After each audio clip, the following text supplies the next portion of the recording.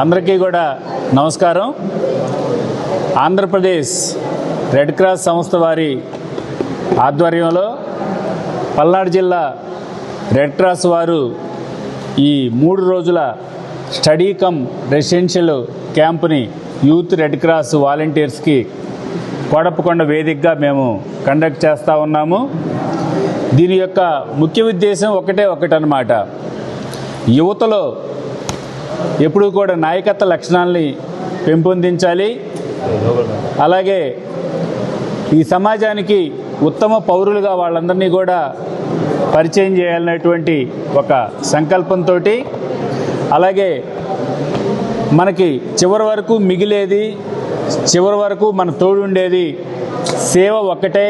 ఆ సేవా మార్గంతో మనం ముందుకెళ్ళాలనేటువంటి ఒక సందేశాన్ని యూత్కి చేరవేయాలనేటువంటి ఆశయంతో ఈ 3 డేస్ క్యాంపుని మేము ఇక్కడ నిర్వహిస్తూ ఉన్నాము.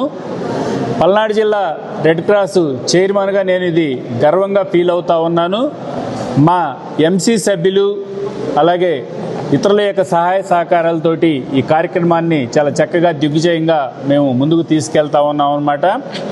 ఈరోజు దీని ఇనాగ్రేషన్కి వచ్చినటువంటి మా రాష్ట్ర రెడ్ క్రాస్ చైర్మన్ అయినటువంటి శ్రీ వైడి రామారావు గారికి కూడా మేము కృతజ్ఞత తెలియచేస్తూ, అలాగే ఈ 3 రోజుల క్యాంపులో యువతకి ఉపయోగపడేటటువంటి ముఖ్యాంశాల మీద మేము అన్నీ కూడా సెషన్స్ అన్నీ కూడా కండక్ట్ చేయడం జరుగుతూ ఉంది.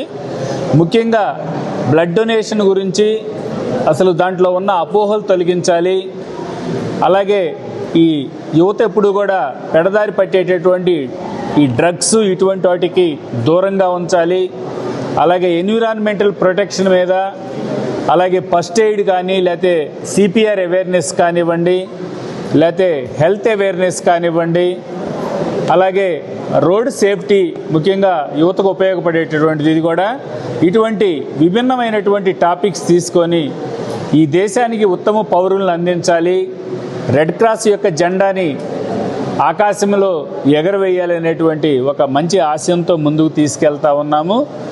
ఈ సదస్సుకి మొత్తం 26 జిల్లాల నుంచి 60 మంది వాలంటీర్లు వచ్చారు. వారందరి యొక్క ఫీడ్బ్యాక్ కూడా ఎల్లుండి వాల్డిక్టరీ సెషన్లో మీరందరూ కూడా తీసుకొని, అలాగే ఇటువంటి కార్యక్రమాలన్నింటినీ పల్నాడు జిల్లా రెడ్ క్రాస్ ఆధ్వర్యంలో చేస్తున్నందుకు మీరు మమ్మల్ని పత్రికా మిత్రులందరూ కూడా ప్రోత్సహించాలని కోరుకుంటూ ధన్యవాదాలు.